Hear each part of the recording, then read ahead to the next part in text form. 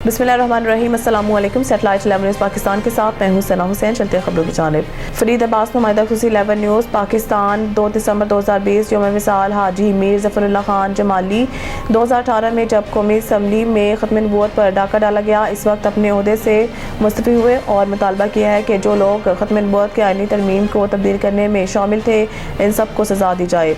और कौमी असम्बली की कुर्सी को लात मारकर ये कहते हुए चले गए कि खुदा मेरी मौत से पहले इन असम्बलियों को मौत दे दे। इस वक्त पूरी कौमी असम्बली में ये वाहिद शख्स था जिसने ख़त्म नबूवत की वजह से इस्तीफ़ा दे दिया, जबकि इस वक्त असम्बली में ख़ुद को मौलवी पीर कहलाने वाले और बड़े गद्दी नशीन बहुत से लोग थे, लेकिन किसी ने एक लफ्ज़ तक नहीं कहा।